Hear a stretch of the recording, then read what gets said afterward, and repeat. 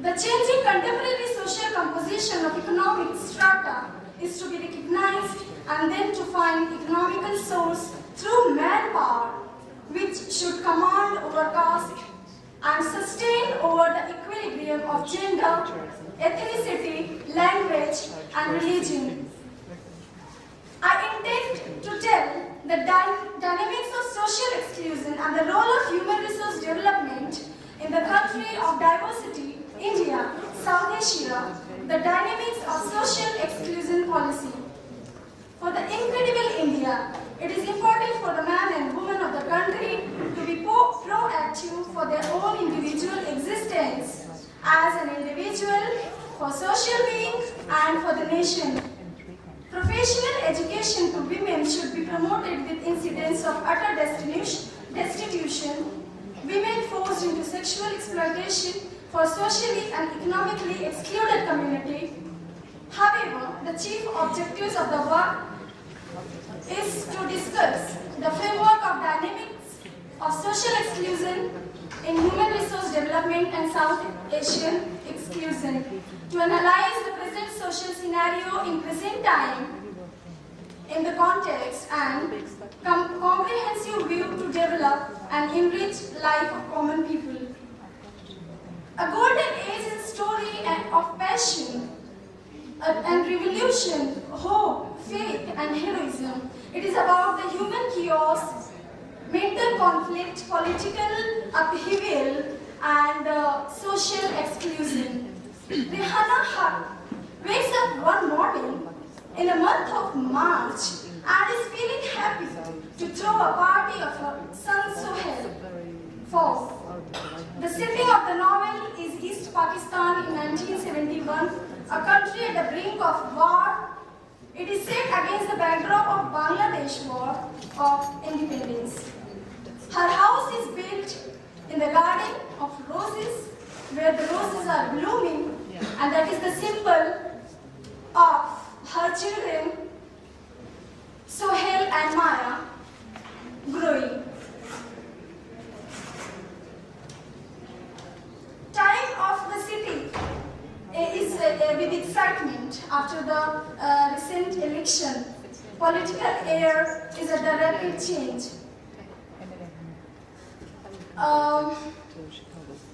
As I have very less time left here, so I would like to conclude rather than explaining more about the work of Anam.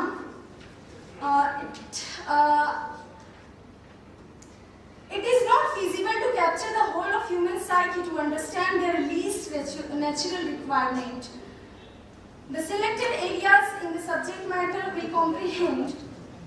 The work of exclusion is one of the contemporary demands of the time in India and abroad, and stands at the place of national global responsibility, playing the persona of role model, a leading power, so-called Leviathan in the term of Thomas Hobbes. I would like to conclude for the present work entitled The Dynamics of Social Exclusion in South Asia by Thamima Anam's A Golden Age. A close reading of collected data is emphasized here, and that in short I would like to say the essence of education is service to humanity, that if we are getting knowledge, we have to impart it to others. Thank you. Guys, dignitaries, delegates, and especially the newcomers who have really given me the opportunity to speak on what I am going to speak today about. The title of my paper is The Gravitious Journey in the Silent History of Black Waters in Amitav Ghosh Sea of Puppies. There are a couple of words which are very interesting and fascinating to me. The Gravitious Journey, Silent History, and Black Waters. Gravitious, as we know, all that is indentured labors. Now history, how it is silence? Because it is buried under glory and fame of imperialism. That's why it is silence. Blackwaters, because some Hindu mythological backgrounds and constructs, at the same time, during the imperialism, people were exiled, and that's why exiled to Andaman Nicobar. In that context, also they are also called blackwaters.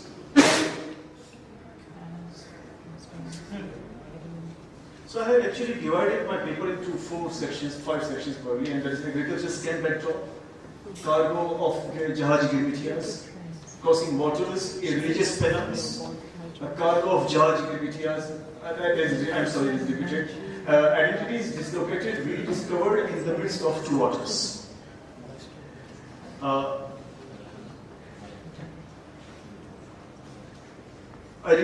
start with the quotation given by Anya Lumba.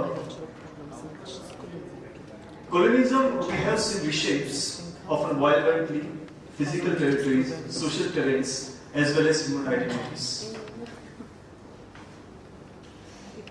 The experiences of Indian immigration have emerged as a focal point for advanced studies for anthropologists, sociolinguistics, historians, pragmatic researchers, and post-colonial novelists like V.S. Naipaul, Satyan Nandan, Amitav Ghosh, Vijay Kumar, Vinay Nath, all that. Now, Amitav Ghosh, Sea of Puppies, aptly deals with the theme of indenture, migration, and the transformation of self. Submerging Girmitia's cultural identity from the Ganges plays into the unprecedented and incessant turmoil and turbulences of and in colonial blackwaters. They are blackwaters because of, colonial blackwaters, because they also displayed, Britishers displayed a kind of ownership to the blackwaters. That's why I say colonial blackwaters. The novel illustrates intimate relationship between history, politics, and bodies of water, as Varghese pronounces. In his seminal work, Imperial Connections, McDuffie marked of how Indian Ocean was turned to be a sea of silence history in the colonial archives in the 19th century, in contrast to the flourishing trading voyages and Christian supremacy. As he says, it is as if a bustling sea full of vessels and people had suddenly been emptied, its waters drained away them. Now, how this actually occurred? The silent history of opium, the silent history of Girmitias, it is never talked about before. It is Amitav Ghosh who picked up the issue.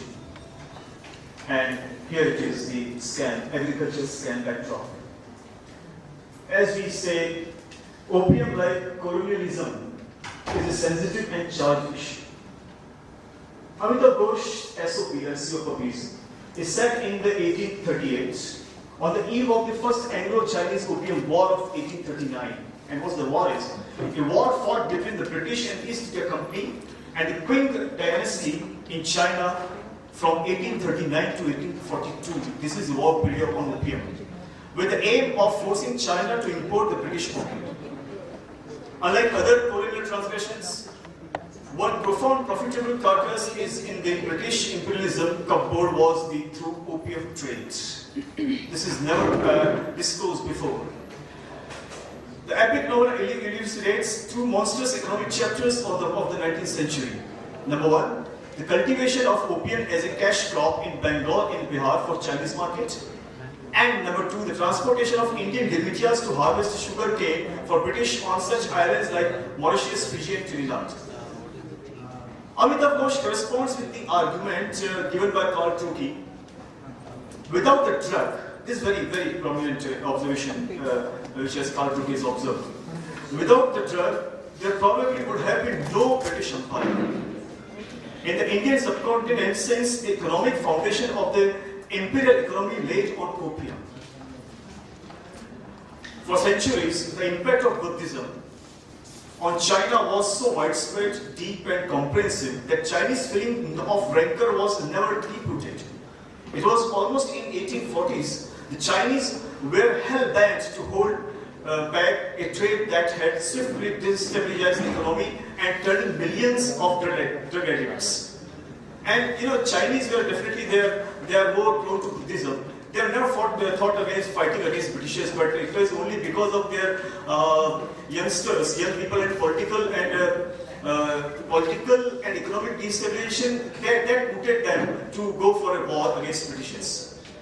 I continue with this agricultural scam. The scheming and shrewd British Raj has seized India of its riches, freedom and peace. So the Chinese of their discretion and wisdom by poisoning them with opium. According to the educated Chinese, this is an observation, rather it is a complaint of what? According to the educated Chinese, Indians have fallen from the path of virtue and dharma, leading to their spiritual degradation. The result was foreign domination. If the West had not conquered India, their spiritual degradation, if the West had not conquered India, their spiritual degradation, they would not have been able to spread the tentacles of Hinduism over India. Should I go? What is your list? All right. I will pick up some of the important issues. Free trade zones were established in the imperial time. And when China actually degraded the opium imports, look at the arguments Britishers were putting forward. They say the war, when it comes, will not be for opium. It will be for principle, for freedom of trade and freedom of the Chinese people. Free trade is a right conferred on man by God. This is why I call silence history, because of supremacy of Christianity and supremacy of their imperialism and their tradings.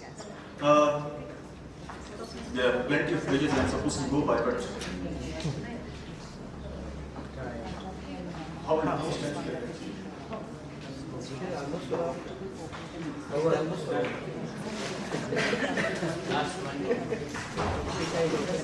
All right, I'm going to submit my paper to the Nichols. Okay, I'm skipping. I'll do the last phase of my paper. That is very important because there is a conclusion also.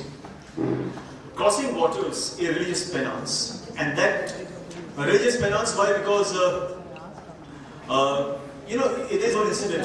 Dr. Ramanujan, who went to, he was a mathematician rather, and once he came back to our country, his home, he was actually, he was not allowed to enter his home unless he was asked to go for certain rituals, to actually go for ablutions. Only then he can take entry into the home. This is the history of black waters, and then, yes, finally, in a minute, I'm going to finish.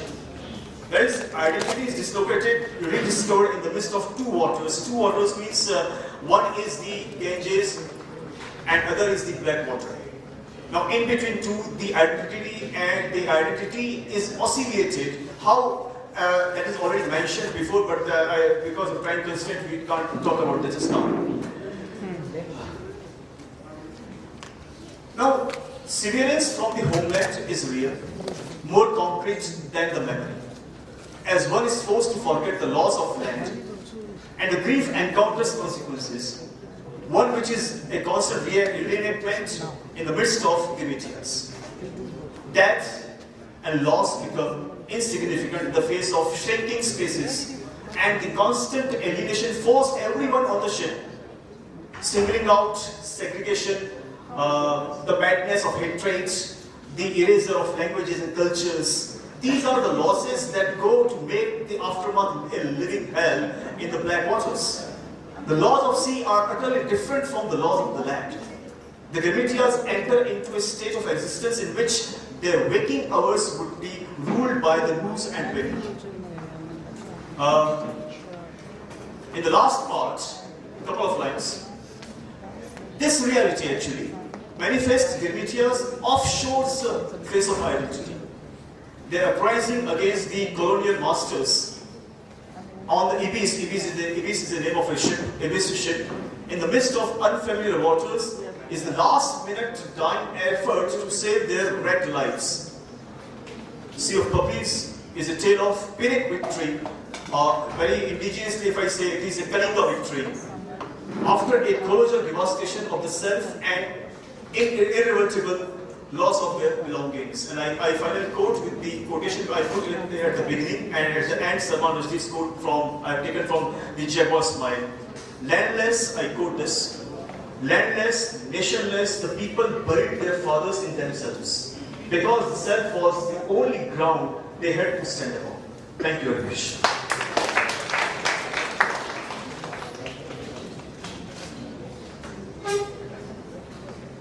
Thank you, Mr. Mathu. Before I call upon the lecturer, the chairperson, I have to report to the accommodation committee so that they can make certain arrangements of dinner and all that for them. Third instruction is the paper presenters of today are required to be present tomorrow. I think there's some role to be assigned to them by the organizing committee. So the paper presenters are all required to be present during 10 and 11. And between 10 and 11 in the morning, there would be a full length questions and answers session. So those that have already had certain questions or noted down them, they are required to raise up their queries, questions and doubts tomorrow between 10 and 11 in the morning. And as soon as the chairperson's remarks get over, we are all supposed to stand up for singing national anthem, and that would be calling the day. Before that, I would like to call upon Mr. Samit Maiti to record his observations and opinions on the paper presenters, and he would be doing it in behalf of both the referees. So may I call upon Mr. Samit Maiti, please.